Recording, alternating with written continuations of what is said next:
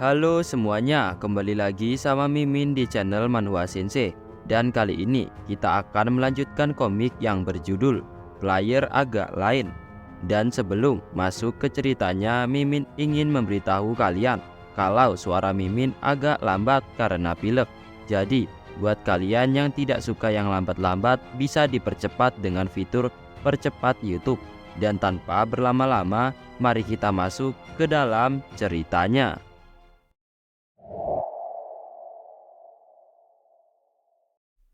Cerita kali ini dilanjutkan dengan munculnya Necromancer di hadapan Jiang Han karena dirinya telah membunuh serigala milik Necromancer itu.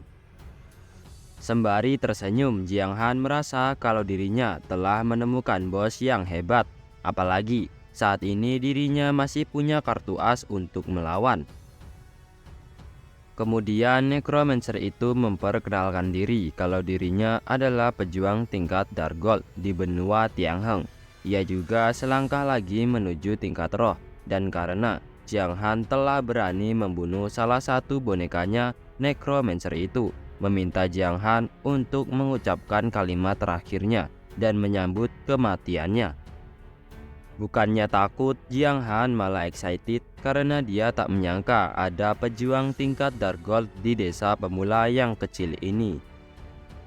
Melihat Jiang Han yang tak ada takutnya, Necromancer itu berkata kalau Jiang Han adalah petualang bodoh karena mengira selalu memiliki perlindungan dari Dewi Kehidupan dan bisa hidup kembali tanpa batas. Dan Necromancer itu bergumam, walaupun dirinya terluka parah dan kondisinya tidak baik, seharusnya ia masih bisa membunuh petualang dengan mudah. Sembari menghela nafas, Jiang Han berkata, sebelum dirinya mati, ia meminta satu permintaan terakhir. Dan Jiang Han berharap Necromancer yang merupakan pejuang tingkat Dark Gold bisa mengabulkannya. Dengan senyumnya, sang Necromancer bertanya, permintaan apa yang Jiang Han inginkan? Sembari menunduk, Jiang Han pun menjawab dan meminta sang Necromancer untuk membiarkannya melihat panel informasinya. Namun, di dalam hati Jiang Han tertawa kecil karena ia mempunyai rencana jika darah Necromancer itu masih di bawah 5 juta. Mendengar Jiang Han ingin melihat panel informasinya dan mengingat kalau kondisinya saat ini sedang buruk, ia pun langsung mengerahkan kekuatannya karena tak akan membiarkan Jiang Han melihat panel informasinya. Melihat sang Necromancer yang langsung menyerangnya, ia pun langsung mengeluarkan gulungan kutukan yang diberikan kakek-kakek di desa pemula dan meminta Necromancer itu untuk berhenti. Kemudian terlihat sang Necromancer yang cukup terkejut melihat seorang petualang pemula yang mempunyai gulungan kutukan. Lalu Jiang Han mengancam jika sang Necromancer itu tidak ingin mati, maka biarkan dirinya melihat panel informasinya. Dan sembari mendekatkan gulungan kutukan itu kepada sang Necromancer, Jiang Han meminta sang Necromancer untuk memberikannya semua harta karun yang dia punya. Sang Necromancer itu pun berkata kalau dirinya tahu maksud dari Jiang Han yang ingin melihat panel informasinya. Yang pasti, Jiang Han takut darahnya melebihi damage dari gulungan kutukan. Kemudian sang Necromancer menantang Jiang Han untuk merobek gulungan kutukan itu dan memintanya untuk coba tebak saja berapa darahnya. Jiang Han pun tanpa ragu menerima tantangan itu dan dengan perlahan merobek gulungan kutukan. Ia juga tak takut mati karena ia bisa hidup kembali. Melihat gulungan kutukan itu yang akan dirobek, sang Necromancer pun merasa kalau di masa jayanya tentu ia tidak akan takut kutukan kecil itu. Namun sekarang ia tidak yakin bisa bertahan. Lalu Necromancer itu meneriaki Jiang Han untuk menunggu dan bertanya sebenarnya apa yang Jiang Han mau. Jiang Han pun berkata kalau ia akan pergi jika Necromancer itu memberikan dia cukup peralatan dan barang. Namun walaupun Jiang Han terlihat berani, di dalam hati ia cukup kerepotan dan merasa kalau kecerdasan NPC ini terlalu tinggi. Setelah itu, sang Necromancer berkata kalau dirinya tidak bisa memberikan petualang, peralatan, atau barang tanpa imbalan. Dan Jiang Han pun bertanya kenapa, lalu langsung dijawab oleh sang Necromancer kalau itu karena aturan dunia ini. Kemudian Jiang Han merasa aneh karena mendengar kata aturan dari mulut NPC. Dan setelah itu, sang Necromancer berkata kalau ada metode lain, yaitu sang Necromancer akan menerima Jiang Han sebagai muridnya, dan ia akan mengajari Jiang Han pedang ilmu kubu gelap. Lalu muncul panel pemberitahuan yang bertuliskan kalau Necromancer Daniel mengundang Jiang Han bergabung dengan faksi gelap. Namun dengan catatan kalau Jiang Han setuju, reputasi faksi terang akan berkurang sebanyak 100.000 dan sekaligus membuka sistem reputasi faksi gelap. Dan juga Jiang Han setuju, maka dirinya akan dianggap sebagai pengkhianat faksi terang. Kemudian terlihat raut wajah Jiang Han yang cukup terkejut karena dirinya diundang untuk bergabung dengan faksi gelap. Lalu Jiang Han menuduh Daniel kalau dirinya pasti merencanakan sesuatu, seperti jika Jiang Han memilih faksi gelap, ia tidak akan bisa kembali dan selamanya akan menjadi seekor belalang yang ditali oleh Daniel. Dan Jiang Han juga memamerkan profesinya yang sebagai prajurit 3 bintang di semua aspek. Jiang Han berkata pada Daniel kalau dirinya tidak akan mudah tertarik dengan pedang ilmu faksi gelap dengan mudah. Lalu Daniel meminta Jiang Han untuk tenang saja karena dirinya akan bersumpah kepada Dewa Sumpah jika Jiang Han menjadi muridnya, ia pasti akan membina dengan sepenuh hati dan membuat Jiang Han merubah profesi menjadi profesi tersembunyi satu-satunya, yaitu Dark Swordman. Kemudian muncul panel pemberitahuan kalau Necromancer Daniel bersumpah akan membina Jiang Han menjadi murid yang hebat dan jika melanggar ia akan dibunuh oleh Dewa Sumpah. Tak hanya itu saja, muncul lagi panel profesi Dark Swordman dengan deskripsi seorang makhluk misterius terkuat di antara undead. Sejarah pernah mencatat banyak kisah tentang Dark Swordman yang mengacaukan dunia. Konon, mereka menyembunyikan kekuatan jahat dan keji di dalam tubuh mereka. Dingin, bengis, angkuh, haus darah, dan memiliki potensi yang tak tertandingi. Melihat profesi Dark Swordman yang mempunyai pertumbuhan semua 5 bintang, bahkan serangan 6 bintang profesi tersembunyi. Dan kita dijelaskan kalau bintang menunjukkan peningkatan nilai yang sesuai di setiap tingkat. Contohnya, setiap 1 poin serangan menyebabkan 10 poin damage. Membayangkan dirinya yang dingin, bengis, dan haus darah, tampan luar biasa, Jiang Han merasa kalau ini sangat menggambarkan dirinya. Kemudian dengan penuh semangat, Jiang Han memegang tangan Daniel dan menyetujui undangan sang Necromancer. Dan di saat itu juga muncul panel kalau Jiang Han berhasil bergabung dengan faksi gelap dan sistem reputasi faksi gelap terbuka. Namun, reputasi faksi terang selamanya akan menjadi minus 100.000. Lalu terlihat tubuh Jiang Han yang berubah menjadi warna hitam keunguan. Lalu muncul lagi panel pemberitahuan kalau Jiang Han telah merubah profesi menjadi Dark Swordman dan potensi dalam tubuh Jiang Han terbangkitkan. Skill pedang dasar naik tingkat menjadi Dark Swordman. Lalu skill serangan beruntun naik tingkat menjadi pemotongan gila.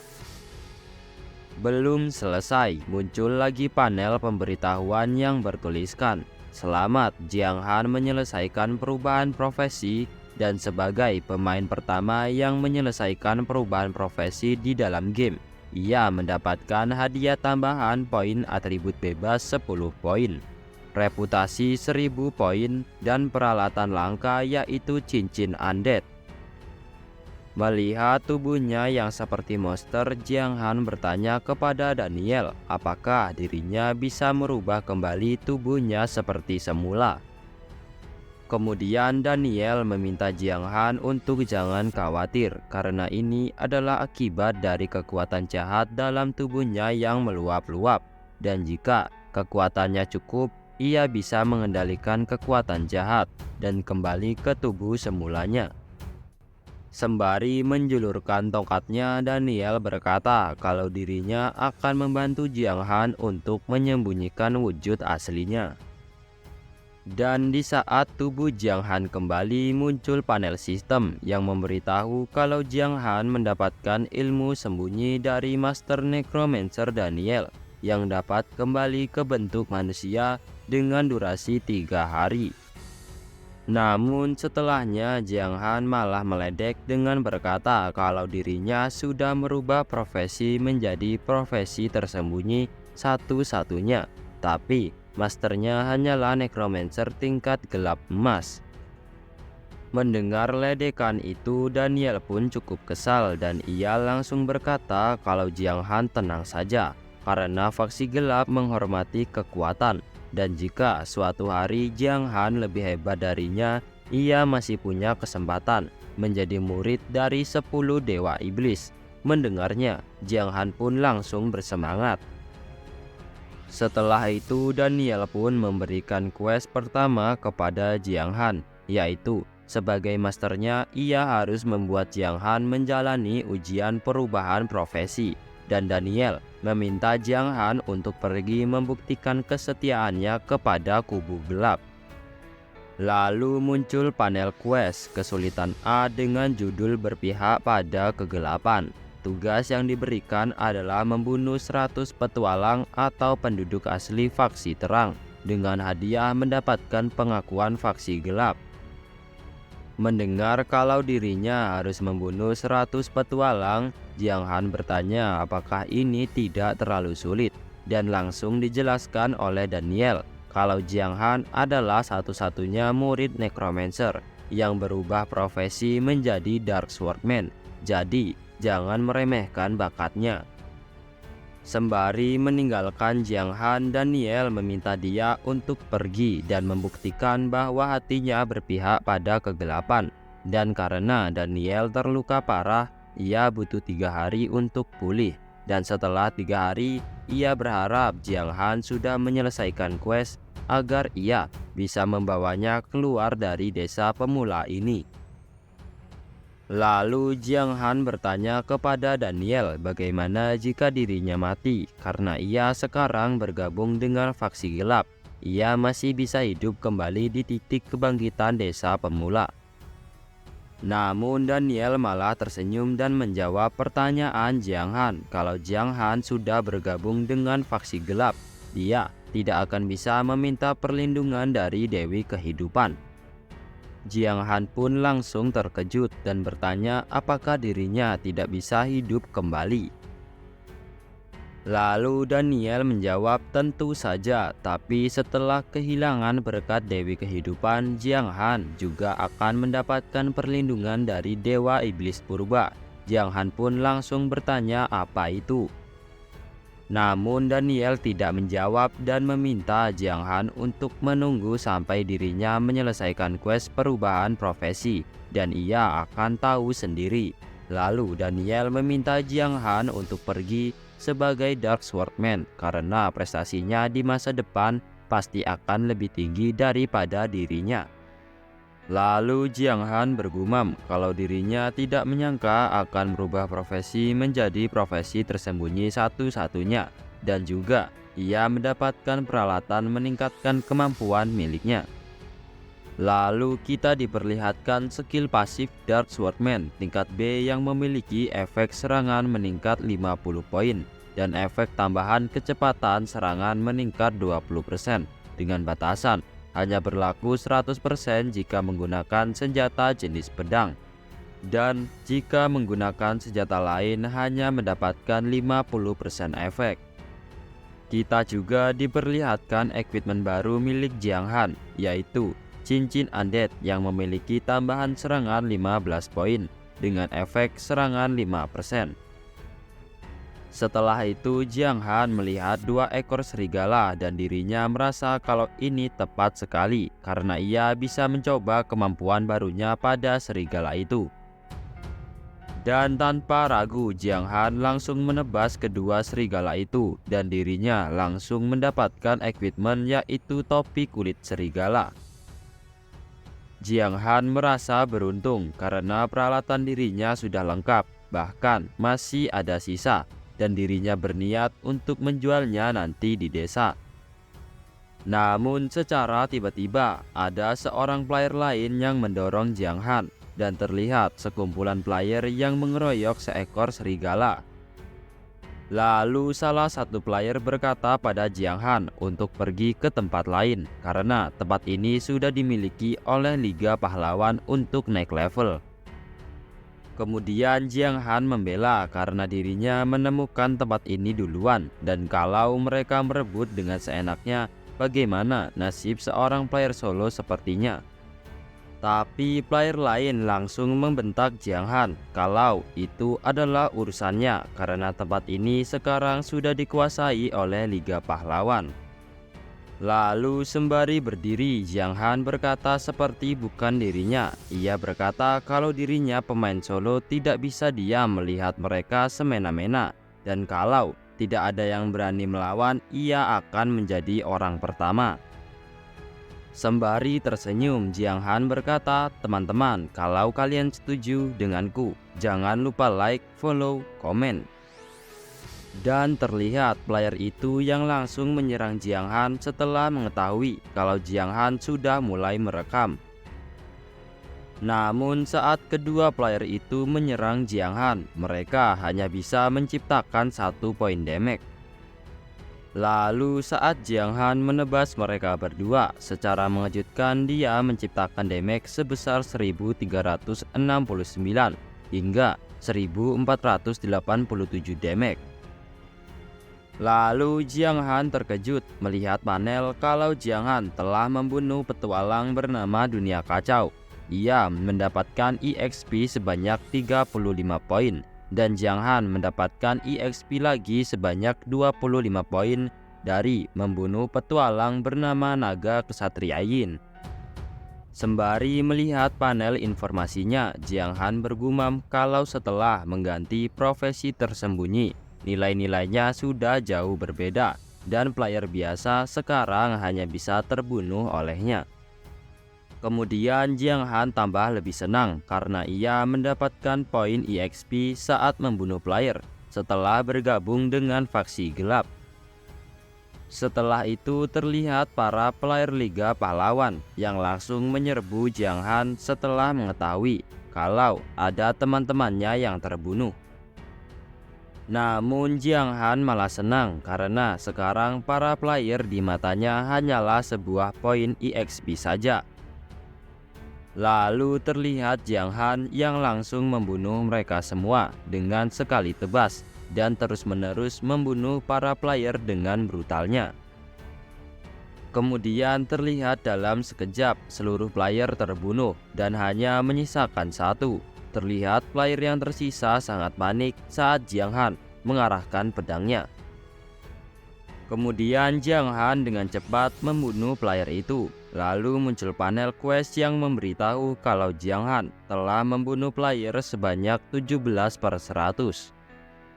Sembari menutup rekamannya, Jiang Han berkata kalau Liga Pahlawan jangan menyalahkannya karena mereka yang mulai duluan. Singkat cerita, Jiang Han kembali ke desa pemula. Lalu ia berteriak memberitahu player lain kalau dirinya menjual perlengkapan serigala abu dengan transaksi tunai. Melihat Jiang Han, para player langsung menggosipkannya karena dia merupakan orang pertama yang mendapatkan pengumuman pertama kali membunuh bos level perunggu. Dan para player berpikir walaupun yang dijual Jiang Han adalah perlengkapan level rendah, tapi sekarang baru buka server, jadi perlengkapan rendah juga langka sekali. Kemudian para player mulai menawar. Ada yang menawar 500 yuan satu item, Ada juga yang menawar 1000 yuan satu item. Jiang Han pun mengambil kesempatan dengan berkata yang menawar lebih tinggi akan mendapatkannya. Lalu secara tiba-tiba ada seorang player yang menawar dengan harga besar, yaitu 10.000 satu item. Bahkan harga berapapun ia mau.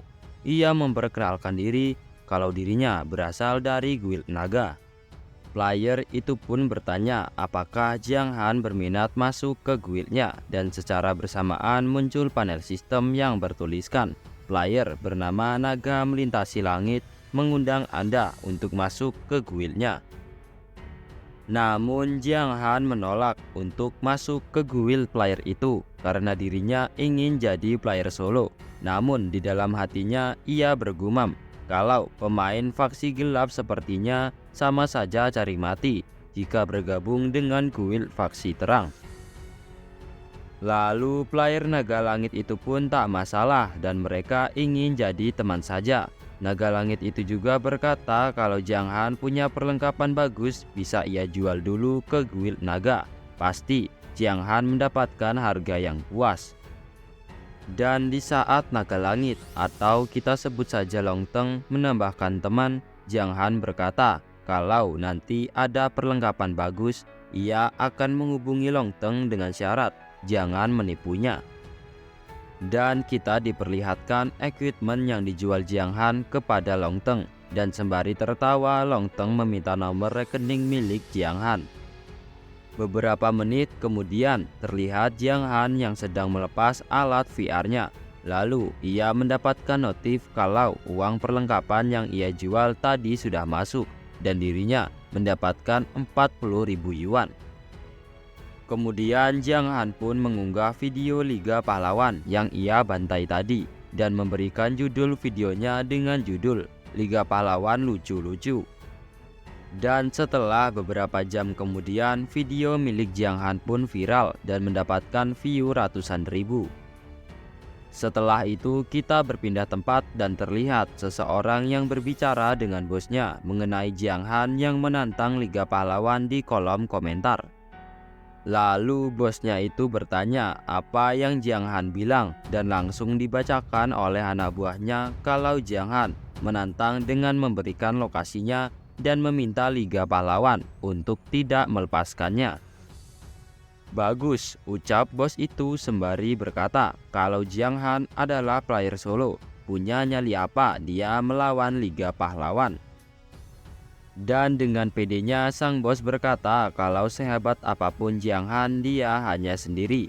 Jadi bos itu meminta anak buahnya untuk memanggil semua player Liga Pahlawan di desa pemula dan sekaligus mengajak player lain bergabung guild mereka. Lalu sang bos memerintahkan untuk mengeluarkan buronan sebesar 50.000 yuan kepada kepala Jiang Han.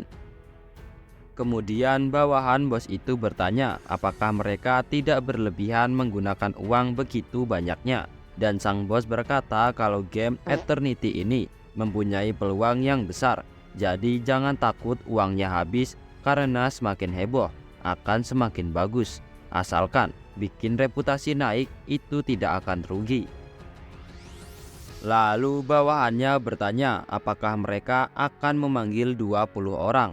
Namun dengan tegas sang bos berkata minimal 100 orang karena Jiang Han adalah batu loncatan yang bisa membuat Liga Pahlawan terkenal.